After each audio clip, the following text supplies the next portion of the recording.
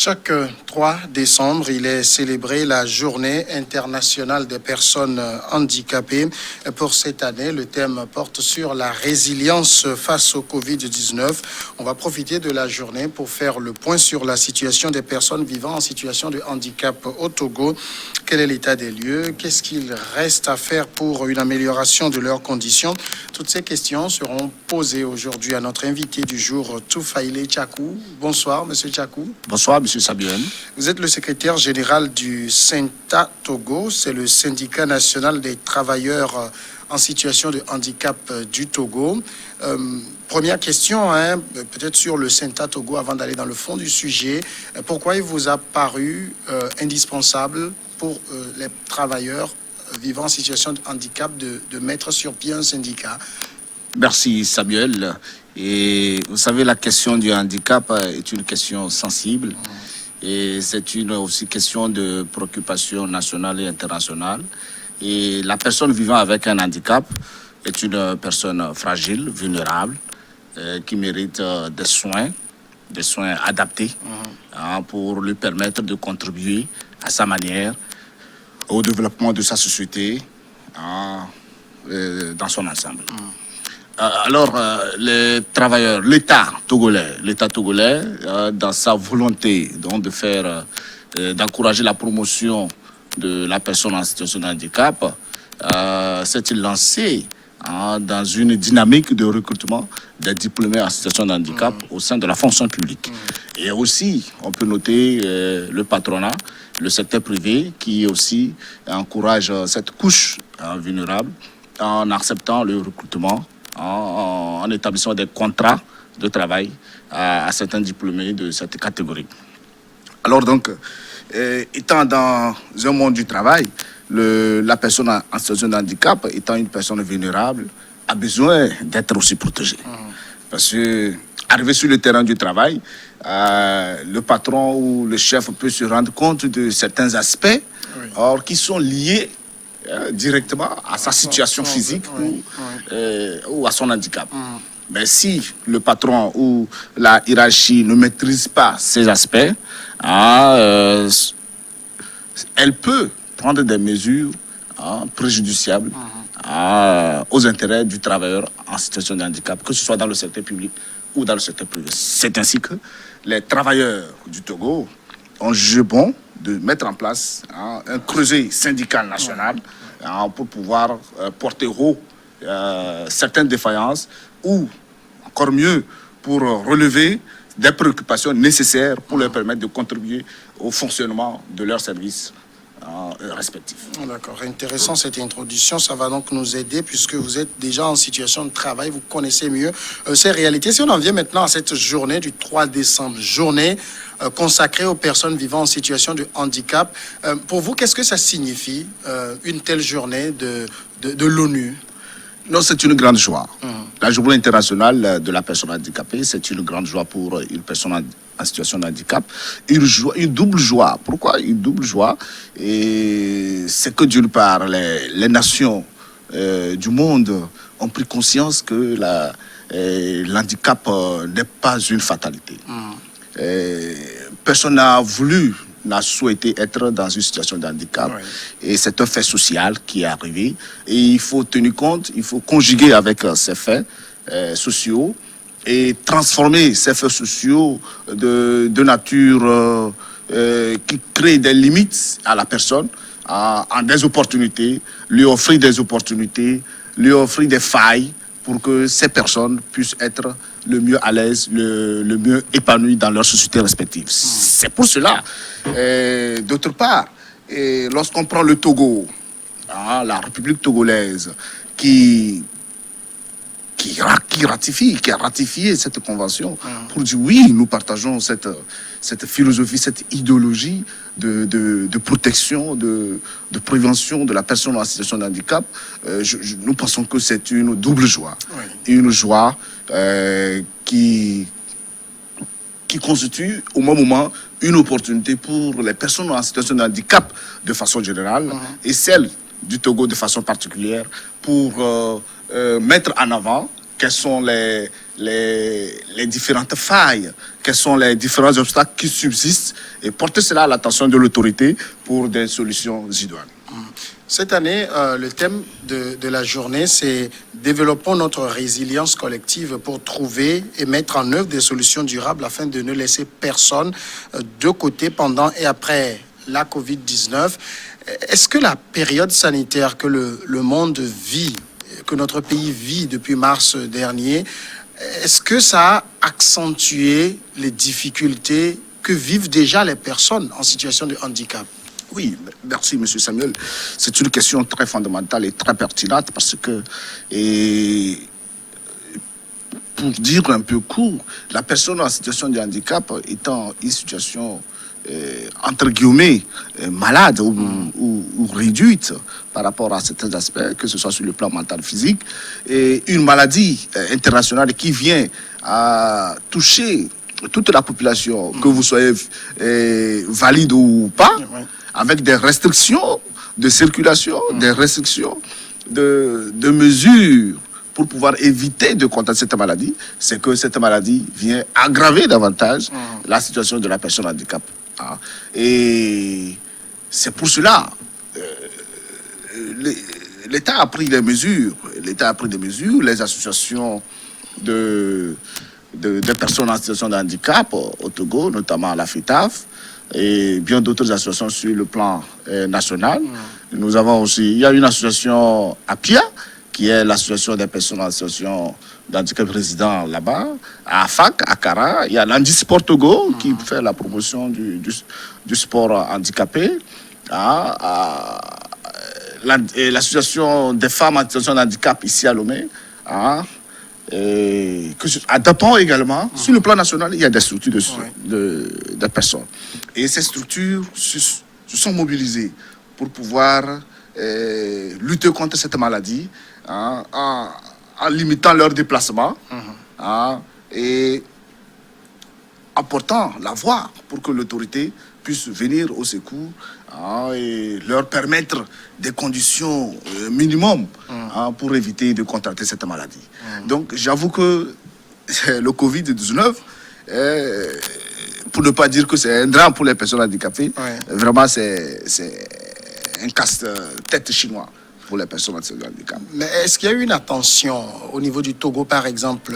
C'est vrai que vous avez cité ces associations qui existent sur l'étendue du territoire national qui ont essayé à leur propre niveau de faire quelque chose.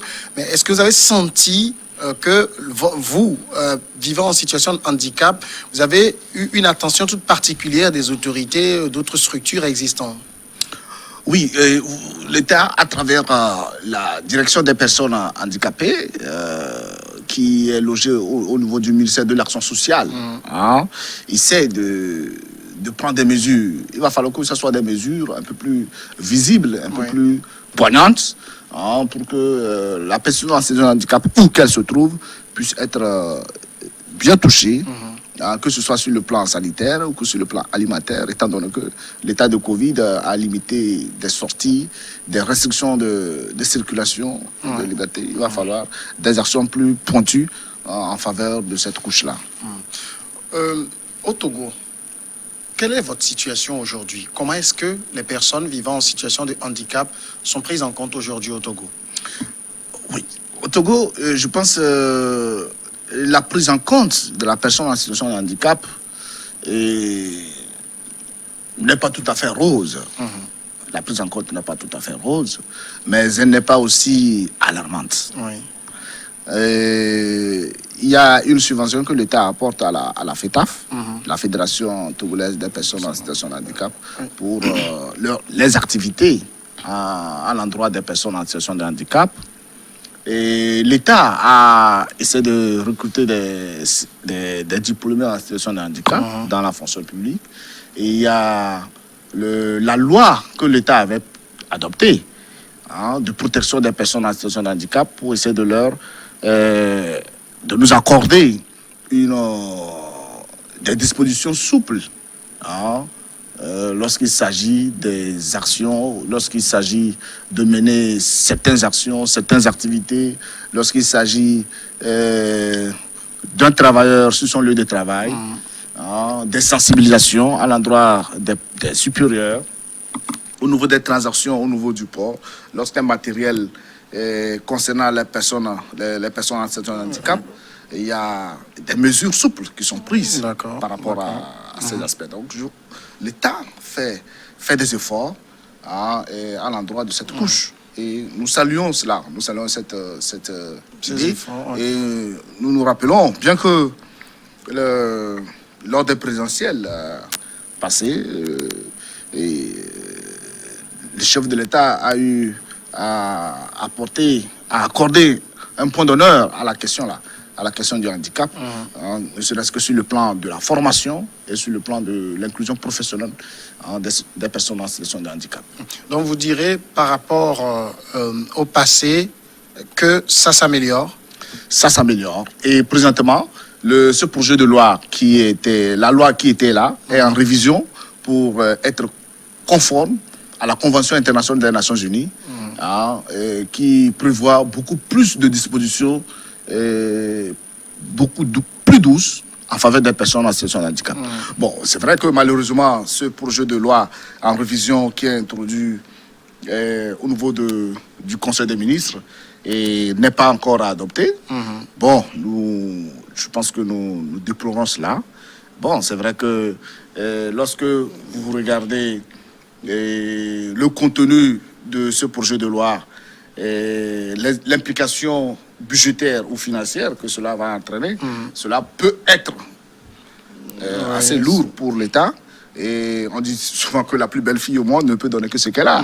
Voilà. Et donc, je crois, à mon humble avis, que l'État peut-être en train de réfléchir comment prendre certains aspects progressivement en compte, pour ne pas faire peser sur l'État une loi qu'il va adopter et qu'il ne pourra pas mettre en œuvre.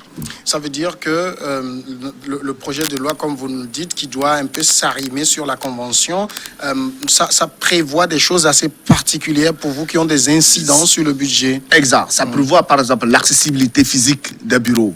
Il va falloir que la plupart des services publics où spécialement vous avez des agences de handicap, soit au rez-de-chaussée, qui est des ascenseurs, des rampes, il faut construire des rampes. Si c'est un bâtiment à niveau, il faut des ascenseurs. Parce que si la personne en situation de handicap est un cadre du service et que son bureau se trouve au 8e niveau, il doit pouvoir s'y rendre. Bien sûr. Voilà. Et avant d'arriver dans l'ascenseur, il faudrait qu'il se déplace bien, la rampe. Il ne faut pas qu'il fasse pitié. Il ne faut pas qu'il fasse pitié. Il faut que la personne de la dignité de la personne handicapée soit respectée. Et qu'on voit en elle les compétences qu'elle offre pour le bien du service. Donc, il y a ça. Il y a aussi l'aspect de l'égalité au service public, l'égalité d'accès au service public, et l'égalité face à la liberté d'expression. À la liberté d'expression. Nous avons aussi l'épanouissement, l'autonomie financière, l'épanouissement que ce soit sur le plan politique, sur le plan culturel, que la personne en situation de handicap soit libre de s'adhérer à n'importe quel groupe de son choix. Mais est-ce que ça, c'est pas déjà un acquis pour vous? Aujourd'hui, par exemple, vous avez au niveau du Parlement une personne vivant en situation de handicap qui a eu à faire la campagne, les populations ont voté pour elle, elle siège aujourd'hui au Parlement. Donc, on ne peut pas dire qu'il y a vraiment des freins au niveau d'inclusion sociale en matière politique et autres. Non, il n'y a pas de frein. Il n'y a pas de frein. Ce que j'ai dit, c'est que la Convention internationale qui a été adoptée par les Nations Unies est sur le point d'être arrimée au Togo au travers de la loi. Et dans cette convention, voilà les aspects qui ont été prévus. Et si le Togo a déjà commencé par encourager l'épanouissement politique des personnes handicapées, cette transposition ne viendra que conforter cet aspect de la chose. Oui, il faut remercier je pense la classe politique togolaise. Au niveau du parti UNIR, il y a eu un candidat, la législature passée, M. Vidja Jérémy, qui a été élu député suppléant. Oui. Cette législature qui est en cours, nous avons l'honorable Aoumé Zounou Gaëtan, je pense de la formation politique UFC. Oui. Qui siège actuellement. Je pense, ma foi, il doit être vice-président de la commission des lois ou des finances au niveau de l'Assemblée nationale. Ce sont des aspects positifs, alertifs de la classe politique togolaise.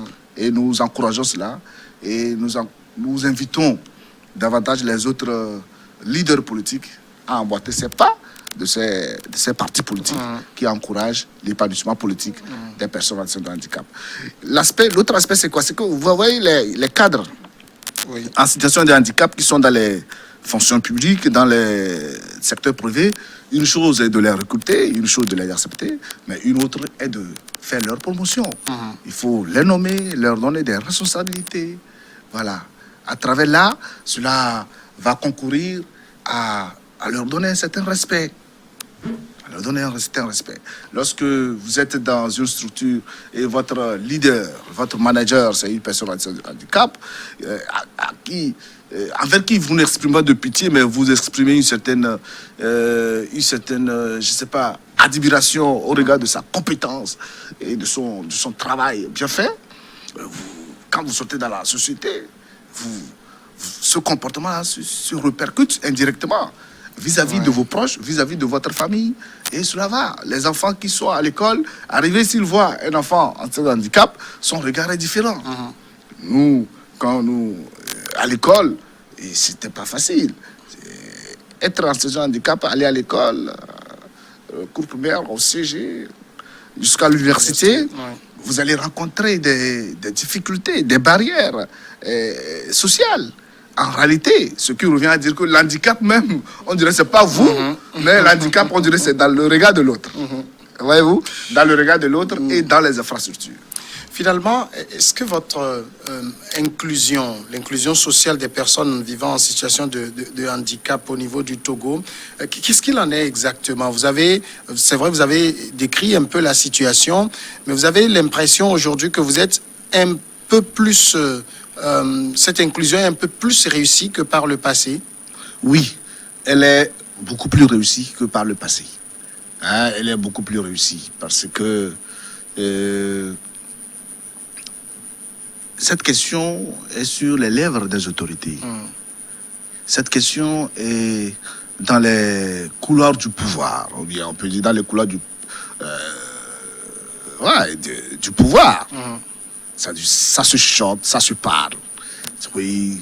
Et lorsque vous allez à une rencontre, les gens sont beaucoup plus sensibles.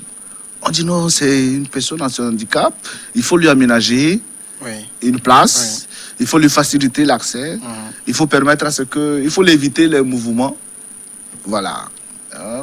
Et si possible, on demande s'il y a une chaise roulante dans le local. S'il y en a, il faut les affecter pour lui faciliter le mouvement dans le truc. Donc, il y a une certaine prise de conscience, je peux dire nationale. Mais cette inclusion sociale, est-ce qu'elle s'accompagne d'une inclusion financière? Voilà, l'inclusion financière n'a pas encore pris forme véritablement. N'a pas encore pris forme, même si dans l'esprit, ça se végète, il y a des masturbations qui se font. La prise en compte de cet aspect ne saurait tarder, à mon avis. Et c'est pour cela... Mais ça, c'est dépendant de qui? C'est de vous-même ou bien ça doit être aussi une décision de l'autorité étatique? Ça doit être une décision de l'autorité étatique. Vous savez, le gouvernement, le chef de l'État avait placé son mandat sous le signe de... Social. Voilà, social. Et il a eu à faire des actions. Ce mandat qui est en cours, il a également placé cela sous Et je pense que dans sa dynamique, la manière dont il a voulu renforcer sa politique sociale, cette volonté a été un peu freinée par l'avènement de Covid-19. Voilà, ça a été freiné par l'avènement de Covid-19 et nous restons convaincus que avec les interpellations, les rappels, ce projet de loi qui est au niveau, sur la table du Conseil des ministres ne va pas tarder à sortir. Et c'est ça le cadre juridique qui va donner force pour l'application de l'inclusion financière.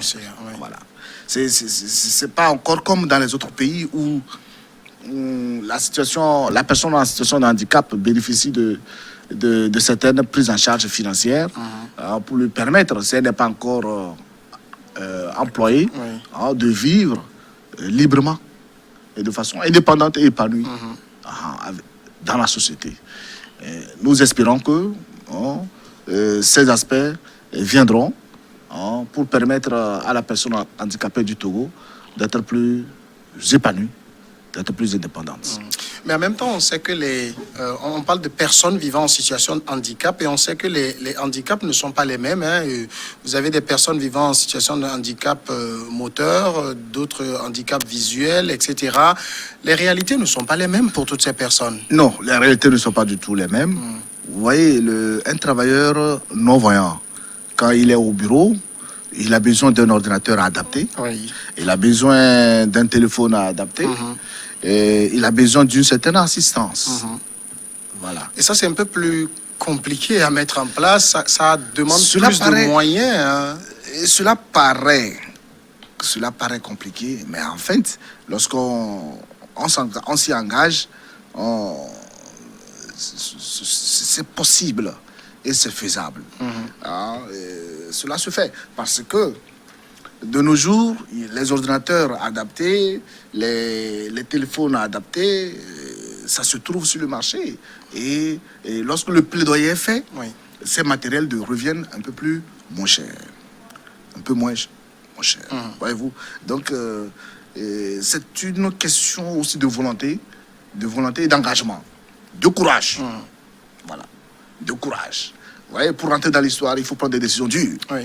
Et je suis sûr que les autorités togolaises sont des personnalités courageuses et elles ne vont pas manquer de rentrer dans l'histoire en prenant des décisions dures.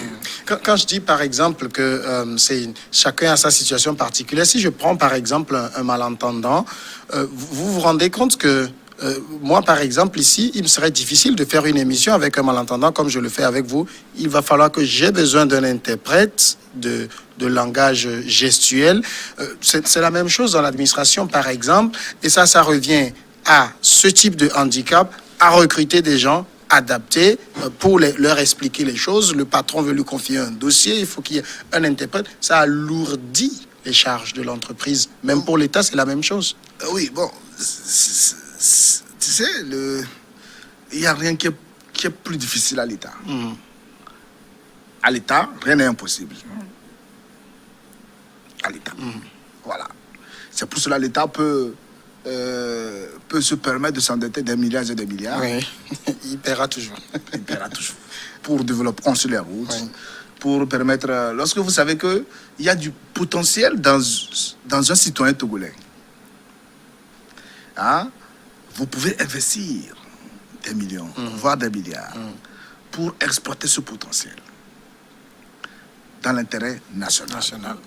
Voyez-vous, le malentendant ou le sourd, il sait écrire. Bien sûr. Le dossier qu'on lui affecte, c'est un dossier bien écrit, noir sur blanc. Il sait lire.